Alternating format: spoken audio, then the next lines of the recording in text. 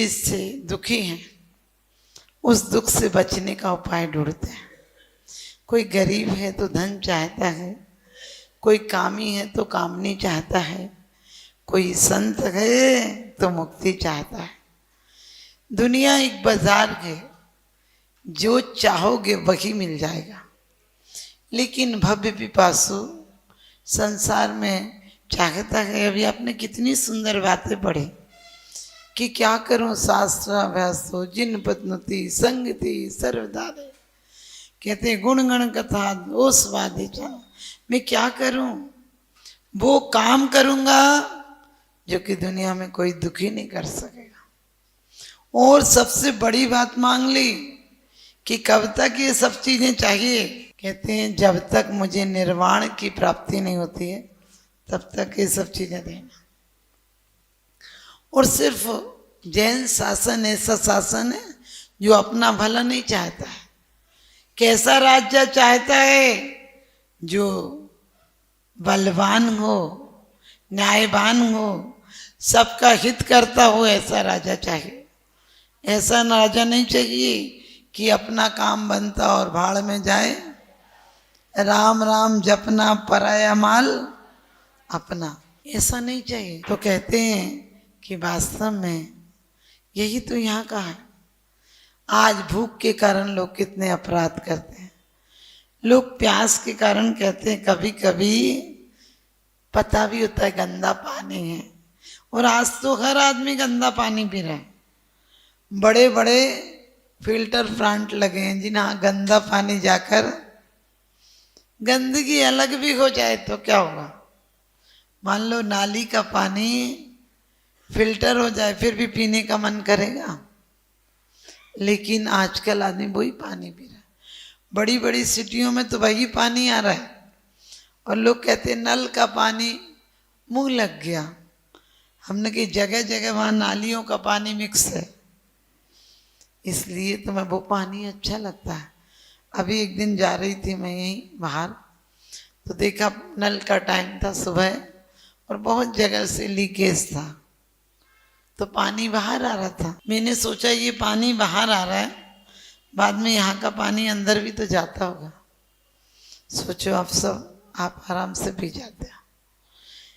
और इतना ही नहीं, आतंक, हमें मौत का डर है, हमें दुश्मनों का डर है, हमें इनकम टैक्स का डर है, ये सब आतंक नहीं है। संसार में प्राणी इन्हीं 18 दोषों से दुखी है, जो कि परमात्मा तुमने 18 के 18 नष्ट कर दिए।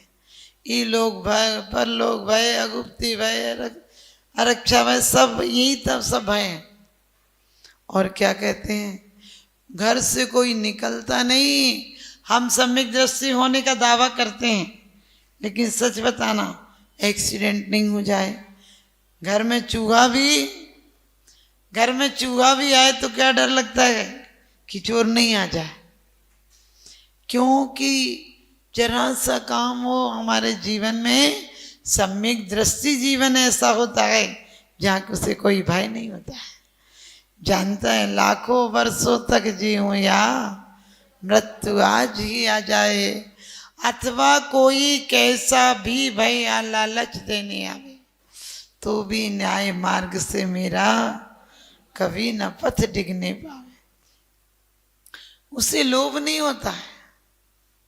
उसे लोभ क्यों नहीं होता? जानता है कि संपत्ति कितनी भी जोड़ी जाएगी, संपत्ति साथ नहीं जाएगी। संपत्ति आपत्तियों को उत्पन्न कर देगी। संपत्ति जब आती है तो पूज्यपाद स्वामी बड़ी अच्छी बात कहते हैं कि इसे कमाते समय दुख, रक्षण करते समय दुख, और वियोग हो जाए तो और ज्यादा दुख। आपके घर में इतना जेवर होगा, जितने भी 2 तोले 5 तोले 10 तोले, सच बताना अंगूठी कभी नहीं पहनी थी आपने, वो रखी थी, लेकिन किसी दिन खोलो और नहीं मिल जाए, नहीं मिले, सच बताना। मिली थी तो सुख नहीं दिया था, लेकिन नहीं मिले तो इतना दुख देती है, इतना दुख। कहाँ चली गई, कहाँ रख दी, किसने रख दी, कौन ने खोली, इतना दिमाग लगाते हो कि अपने रिश्तेदारों तक पे शंका होने लगती है कि वो ही आई थी, उसी के टाइम चाबी यहाँ रखी थी, रिश्तों में भी दरार पड़ जाती। सोच कर देखना संपत्ति कितनी आपत्ति देती है। संपत्ति आ जाए तो आपत्ति देती, चली जाए तो आपत्ति देती, और रक्षण हो तो भी आपत्ति देती है। लेकिन धन बुराहु भला कहिए, लीन पर उपकार सो। धन बुरे आरंभ से पाप से आता है, लेकिन धन पुण्य में भी ले जाता है। तो कहते हैं जन्मांतक, जन्म का भी हम बार बार जन्म क्या करना। संसार किसे कहते हैं? जहाँ जन्म मरण का पहिया घूमते रहे वो संसार है। गति किसे कहते हैं? जहाँ गमन करना पड़े उसे गति कहते हैं। संत चलता गए लेकिन चलते हुए भी नहीं चलता है। संत भोजन करते हैं, आहार करते हैं, आहार करते हुए भी आहार नहीं करते हैं। संत बोलते हैं, बोलते हुए भी नहीं बोलते, क्योंकि बाहर से पैर चलते हैं, मन स्थिर रहता है। शरीर चलाने के लिए उद्देश्य कितना है? शरीर चलाने के लिए नहीं, संयम चलाने के लिए भोजन लेते हैं। जैसे आप गाड़ी पेट्रोल डालते हो, क्यों डालते हो? कि कोई भी कहीं ले जाए? नहीं, हमारे गंतव्य तक ये गाड़ी जाए और कुछ अर्थ लेकर आए। अर्थ यहीं पड़ा रहता है जो परमार्थ लेकर आता है। संयमी जो भोजन लेता है उसे भी भजन में परिवर्तित कर देता है, और भजन एक दिन निरंजन में परिवर्तित कर देता है। भोजन भोजन के लिए नहीं लेते हैं, भोजन भी एक दिन निरंजन हो जाए, भोजन से भी मुक्ति मिल जाए। लोग कहते हैं भोजन से जीवन चलता है। हमने कहा गलत फहमी है। आते हैं लोग लाखों बेकार आने वाले, जाते हैं लोग लाखों बेकार खाने वाले।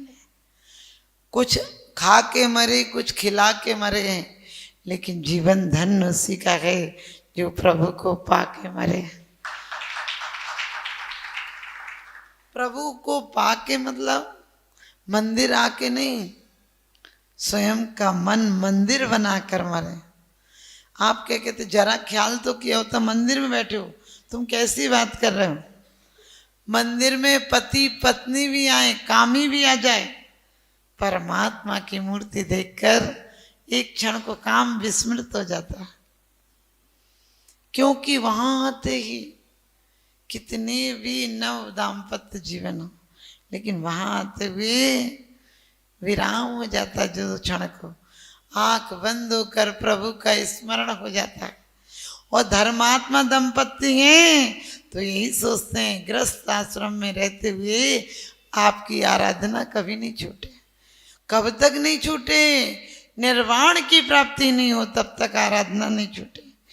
इरियापत भक्ति में बहुत अच्छी बात कही है कि जब तक मुझे मुक्ति नहीं मिले, यदि मैंने किसी भव में भी कुछ पुण्य किया हो, धर्म आराधना की हो, तो बस इतना ही देना कि मेरा कंठ अवरुद्ध नहीं हो जाए अंत समय में।